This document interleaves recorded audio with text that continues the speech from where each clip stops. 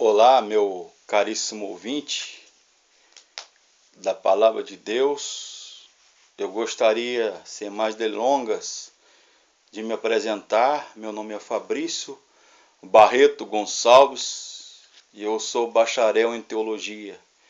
E quero, nesse quarto vídeo, comentando sobre a revista, o quarto trimestre das revistas das Igrejas Batistas da Escola Bíblica Dominical, Palavra e Vida, estudando um pouco sobre o livro do Apocalipse da Convenção Batista Fluminense. O tempo está próximo do pastor Valtair Afonso Miranda. A abertura do sexto e do sétimo selos. Isso lá no capítulo 6 e 7 do Apocalipse. Bem, o Apocalipse é uma mensagem, um livro de louvor, de repreensão, de promessas aos vencedores, aos fiéis que têm a paciência nas perseguições. Vocês sabem que o Apocalipse foi escrito no grego koiné, no primeiro século, sobre o domínio do imperador romano Dominiciano. Lá por volta dos anos 90, 95 depois de Cristo, onde a igreja estava sendo perseguida. Então, é uma promessa ao vencedor, né? Ele até fala, né? Eu darei a coroa da vida, ou eu darei do maná escondido. Ou vocês terão outros nomes. O Cordeiro de Deus que tira o pecado do mundo, o Agnus Dei. Vocês vestirão vestes brancas, simbolizando aí pureza, resguardando da corrupção do mundo. Aí é uma comparação do capítulo 24 do Evangelho de Mateus e o capítulo 6 e 7 de Apocalipse. Por exemplo, falso Cristos, primeiro selo. O segundo selo fala sobre guerras, os quatro cavaleiros do Apocalipse, né? Que Dürer, que é Albrecht Dürer, um pintor alemão, pintou o quadro Os Quatro Cavaleiros do Apocalipse. E lá na Capela Sistina, no teto do Vaticano, a sede papal de Roma, na Itália, um pintor chamado Michelangelo Buonarroti, que ele pintou o quadro Juízo Final, lá no teto da Capela Sistina, no Vaticano. Jesus assentado sobre o trono, como diz Apocalipse, e as hostes celestiais, os querubins, os serafins, os anjos, os remidos do Senhor vindo para julgar a terra. Fala da segunda vinda, ou chamada parousia de Cristo, né? Há duas palavras técnicas aí no Novo Testamento em grego, no Apocalipse. Parousia quer dizer uma vinda, uma visita importante de alguém importante. E epifaneia ou epifania, que seria a manifestação dos filhos de Deus e a manifestação da glória de Deus vindo para julgar a terra. Promessas ao vencedor, promessa de libertação da segunda morte. Enfim, fala do sétimo selo, o sexto fala a partir do capítulo 7 e 6 do Apocalipse, fala dos mártires, a expressão até quando? Até quando, Senhor, nós seremos subjugados por este mundo? Até quanto, ó Deus, o Cordeiro, nós seremos martirizados? Vocês sabem que muitos dos cristãos do primeiro século foram perseguidos, foram julgados, condenados, queimados vivos e jogados na arena dos leões, lá na arena romana, onde os gladiadores, lá no Coliseu de Roma, os gladiadores se matavam, lutavam até a morte, e os cristãos eram jogados às feras, aos leões, para serem comidos. Fala do Apocalipse 7, né? Que são os mártires, os cristãos que vieram da grande tribulação. Fala do vale do Armagedon, ou Monte Megido, ou Magedo, que é uma planície lá na Palestina e Israel, chamada Esdraelon, ou Esdrelon. Fala de homens montados a cavalo, com asas, cabelos como mulheres, barbas, e a cauda, os ferrões, os aguilhões como ferrões de escorpiões, que seriam como gafanhotos, simbolizando o conflito, guerra. Capítulo 13 fala das bestas do Apocalipse, uma que surgiu do mar e a outra que surgiu da terra, simbolizando os poderes temporais, ou seja, o religioso e o poder civil, político e econômico. Fala do número cabalístico simbólico, o 666, que algumas versões antigas falam 616 ou 666. 666, que seria o nome do diabo, o número do anticristo, que teriam na palma da mão direita, no dorso da mão direita, perdão, ou na testa, na fronte. Que alguns teólogos, sobretudo da patrística, da escolástica, período medieval e o período da reforma, há uma ciência da numerologia bíblica chamada gematria ou gematria, que calculando esse número 666 seria o título do imperador romano Néron César. Fala da besta, da mulher, a meretriz, a prostituta montada sobre a besta, né? Que alguns identificam aí como Roma papal ou Babilônia. Fala do templo restaurado, etc. Fala que Jesus virá como ladrão da noite, né? Fala que o vencedor, aquele que permanecer fiel, ele fará coluna no templo ou no santuário de Deus.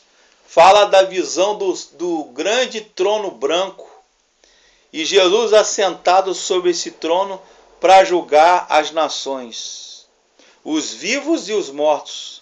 Fala da visão do Cordeiro, o maior tipo de Jesus do Velho Testamento, o maior símbolo, o Cordeiro Pascal ou Pascoal,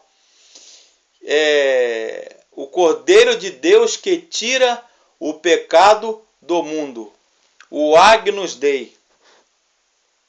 No capítulo 14, fala das duas testemunhas, que alguns identificam como João, outras como Elias, outras como Enoque, outras como Calvino e Lutero, simbolizando a reforma.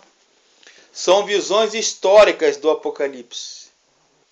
Fala do milênio, né, quiliasmo, né, que Jesus julgaria e reinaria com os seus remidos, com os santos, com os crentes, com os cristãos lavados no sangue do Cordeiro por 1000 anos. O reino milenar de Jesus. E no final fala do novo céu e da nova terra, entendendo que Jerusalém celestial, a cidade santa, e que a terra seria recriada, né? Há também as visões, né? Por exemplo, a pré-milenista, as correntes teológicas acerca do milênio, traz uma leitura da volta de Jesus, que se confunde com a história. Ou seja, Jesus voltaria para buscar a sua igreja, o chamado arrebatamento secreto, na parousia do Cristo, ou seja, na segunda vinda do Cristo. Vem da palavra grega arpagesometa, ou seja, um arrebatamento secreto, um rapto, um sequestro, aí da linguagem, na palavra, no verbo grego. Há também a corrente milenista chamada amilenismo, que compreende o milênio de uma forma simbólica, como o período do tempo entre a primeira e a segunda vinda de Jesus. Ou seja, na volta de Jesus, ele trará juízo final e o fim do mundo, né? Essa palavra amilenista, ausência de milênio, que o milênio, o governo universal do Cristo, do Cordeiro, seriam as bodas do Cordeiro, como fala no Evangelho de Mateus, nos Evangelhos, no Novo Testamento. Não teria milênio, que a igreja estaria governando o reino da graça. Nós estaríamos na dispensação da graça e a igreja reinaria com o seu Cristo, com Jesus. A terceira visão, chamada pós-milenismo, mais tradicional, que é essa corrente teológica ou doutrina milenista ou escatológica, ela entende que o período do milênio se dará na história e começa após o avanço da pregação do Evangelho. Em alguns momentos, a humanidade experimentará um longo período de paz e logo veria o chamado princípio de dores, né? O princípio de dores, as dores de parto, que é uma linguagem bíblica aí, que essa mulher e o dragão, ela estaria grávida, né? Alguns entendem, alguns teólogos, exegetas e hermeneutas entendem essa mulher como a igreja e outros entendem a mulher como Maria dando à luz a Jesus, o Cordeiro de Deus que tira o pecado do mundo. Mas há algumas correntes que dizem pelo menos 6 ou 7 interpretações até a vinda de Jesus no final, no juízo. Por exemplo, que as coisas, as potências do mundo, né, a natureza, o cosmos, a terra, a visão política, econômica, social, teológica, religiosa, filosófica, estaria aguardando o tempo do fim, que seria o princípio de dores predito por Jesus lá em Mateus 24, no seu discurso escatológico. Por exemplo, primeiro, o avanço do Evangelho. Ele diz que o Evangelho seria pregado em todo o mundo.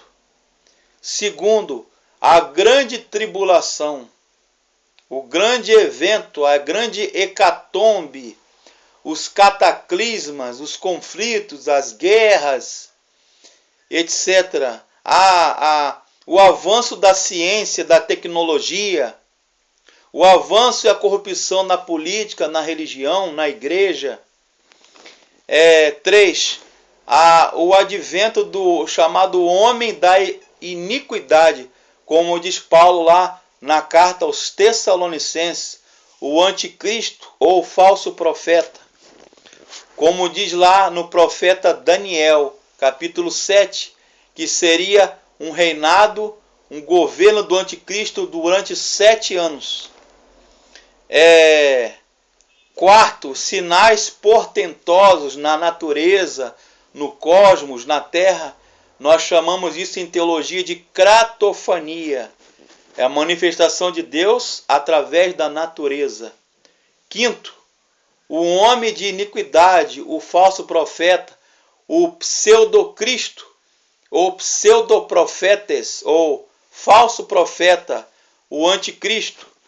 E a salvação dos gentios e de Israel, a conversão, a volta de Israel, povo étnico de Deus, aceitaria o Messias, Jesus como Messias. Então, depois desses eventos todos, viria o fim. Então, há várias maneiras de interpretação. Poderia citar aí 10, né?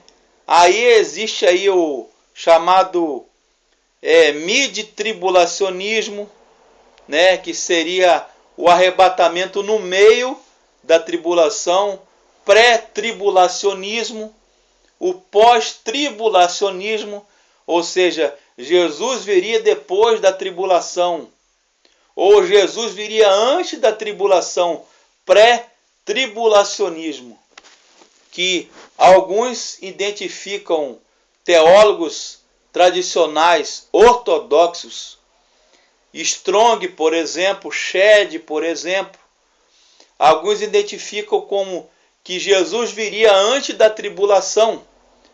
E há uma linha do pentecostalismo, do dispensacionalismo, que essa linha teológica entende que Jesus viria antes da tribulação, mas ficariam algumas pessoas ainda em dúvida, e Jesus voltaria novamente para trazer essas pessoas no meio da tribulação. Como diz aí, tem respaldo, Apocalipse 7, versos 1 e 8. A expressão diz que esses são os mártires que vieram